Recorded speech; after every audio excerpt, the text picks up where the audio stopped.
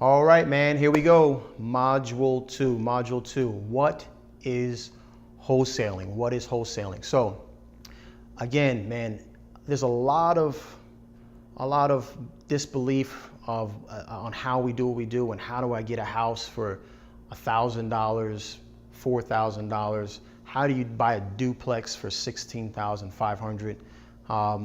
And it all comes from wholesaling.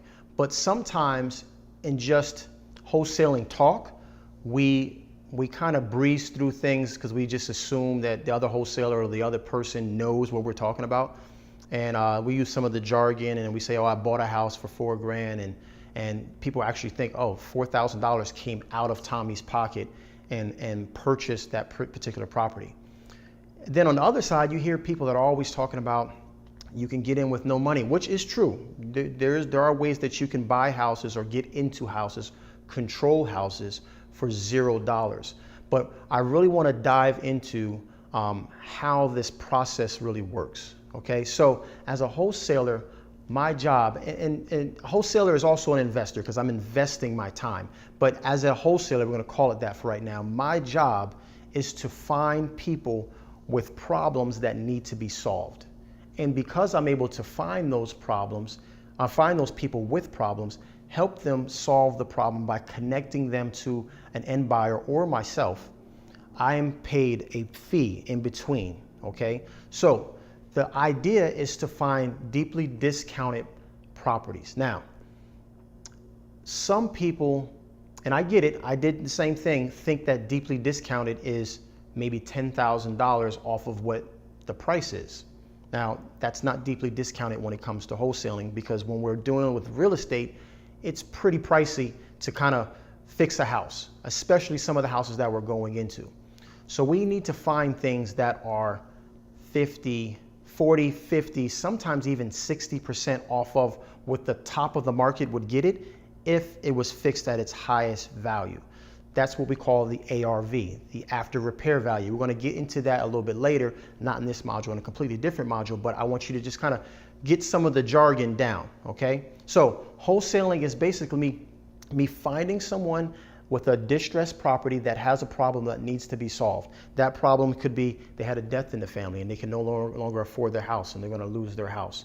The problem could be that there was their son or their daughter or someone got sick and they need money for medical bills, for a treatment. They could have fallen on hard times, lost their job.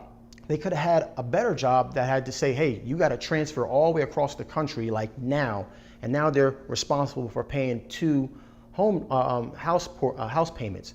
So there's a lot of different reasons why someone would want or need to sell fast. What you need to understand is that you're not lowballing them. You're giving them speed and trading that for money. So they're trading money for convenience and speed. So we're able to get in and out of properties within 20 to 30 days. And so because of that, they actually let us buy the property for less, okay? All I'm doing as a wholesaler is finding a property for a lower amount, kind of being that bridge, controlling the property, and then giving up that control to another investor who's going to be either flipping it or going to use it as a rental, okay? One or the other. That's typically how it works. So with that in mind, we're going to go ahead and kind of show you this on the board and then let you see exactly what that looks like. So real quick. All right, so let's just say we have a house at 123 Main Street. So 123 Main Street, through some of the various ways that we get in contact with some of these sellers, we somehow meet up and we go to 123 Main Street. And I meet with the seller, the owner of the property, and I take a look at this house. Now, most of the houses that we get into are distressed properties. So this house, let's just say right here, I'll draw my little house here. This house, as you can see, is missing a roof. For this particular instance, for this particular example, a tree limb fell through the roof and half the roof is damaged, all right? But because that tree limb fell through the roof and they weren't living there, this was maybe a property that was willed to them or for whatever reason, water got in there, it's dirty, moldy. It's a problem. They can't, it's uninhabitable. They can't live in there, but they're still paying taxes on it. They also have to pay insurance on it. They also might have somebody who's living in there. A squatter might be in there. So it's a problem for them. They don't want this property. It's costing them money and it's no longer an asset to them. So I see this property. For me, it's what I call ugly sexy. I love properties like these, right? Because these are the ones where I can help someone and actually make some money off of this thing. But what did I say? I'm not buying this property. I'm not purchasing this property. What I'm doing is I'm talking with the seller, and the seller wants a little bit of money because they understand that it's going to cost a lot of money to fix this thing, and they just don't want to deal with that. So we're going to draft up a contract. So this is going to go this way, and we're going to draft up a contract. Okay, and I'm going to sign my little name here at the bottom. Now, for this contract, I have this thing under contract for whatever. Let's just say I get it under contract for $20,000. So they're saying, Tommy, this is a problem for me. The house, I just want to get rid of it. We don't own anything on the mortgage. It's free and clear. You give me $20,000. I know other houses in the neighborhood are selling for more, but they're all selling for more because they're fixed up, because they look good. My house has a hole in the roof and mold in the basement. So I'm willing to sell you this property for $20,000. So I'm going to go ahead and put this thing under contract, and they're going to get $20,000 for their home. Now, what I'm going to do, I have this contract now. I have control of the property. I did not purchase the property. I haven't took out $20,000 and gave it to them. I haven't done that.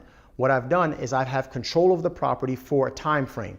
And that time frame is normally on the contract. Most of the time, it's going to be 30 days. If you can, I want you to try to get 45 days. And a way that you can do that, we're going to talk about how to talk to sellers in another portion, but we want you to try to push because you want to get yourself a little bit of extra time to maybe find some sellers.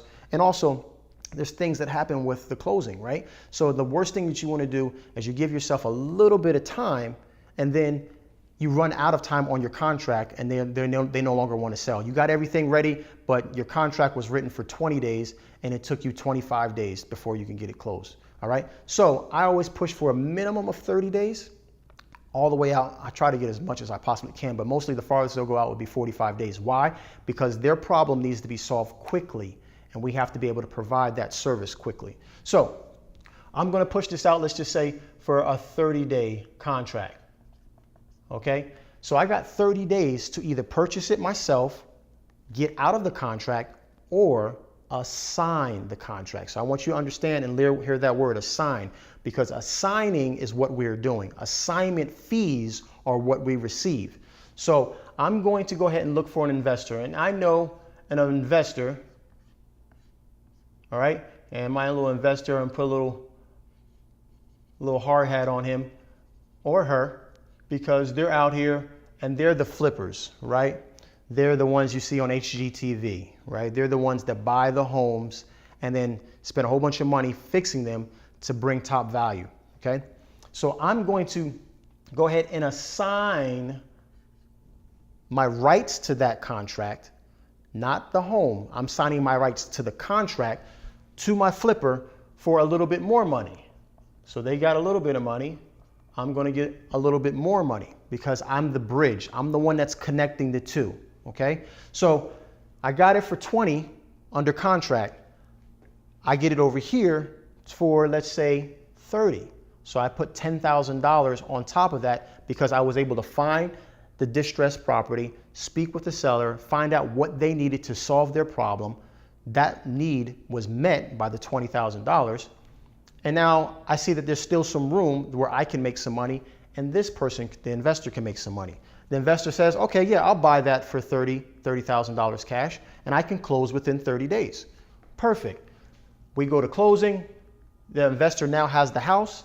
This investor now owns this property, comes back over to here, and what's our problem? We got half of a roof, right? So now we got to fix this roof. So our investor comes in and puts a roof on the house, goes in there, redoes the kitchen, gets all the mold out, the new floors and everything else, makes it look pretty. What I like to say, 2018, or whenever you're watching the current year, 2018 HGTV standard. That's my little spiel. makes it look like that. And because they're able to do that, they're able to make a lot of money. Okay? So they get it, I get it under contract for 20. I sell it to my investor for 30. The contractor goes ahead and puts it under and does work on it and then sells it, let's say maybe for 100. So they're putting in more money, but they're able to sell and get a bigger profit. They're also in it for longer. So as a wholesaler, my job is to always be here. My job is to solve problems here and provide inventory here, okay? If you do that consistently, if you do that well, if you make sure that you're not being greedy, if you make sure that there's enough for your seller and there's enough margin for your end investor to make some money, you will do well. It will constantly have business. You will constantly have buyers calling you, asking you, hey, can you find me another property like the one you found, 2 weeks ago? So what I want to make sure that you understand is that as a wholesaler, number one, that we are not buying the property as an assignment. There's ways that you can do it. It's called a double closing, but we're not going to do that right now. Okay? A double closing, you have to actually purchase the property. All right? But we're not going to worry about that right now. We're going to do assignments. This $10,000 fee, remember the difference between 20 and 30, $10,000. The $10,000 that I'm getting is called an assignment fee. You're going to see that on your contract. So if you guys went to your contract that you have available in front of you, you're going to see here that there's an assignment fee on the contract, okay? That assignment fee, I'm sorry, not the contract with the seller, the contract with the end buyer. You're going to see it's going to have an assignment fee. That assignment fee is going to be built in, or sometimes if you want to use someone else's contract, their assignment fee, they'll find that out at the end when they're at closing, okay? So any of the information that we went over is all important. You really need to understand exactly what a wholesaler does, how they do it, and why they do it. Our job is to find and solve problems. And if you find and solve problems on a consistent basis, you will be consistently in business and make a lot of money.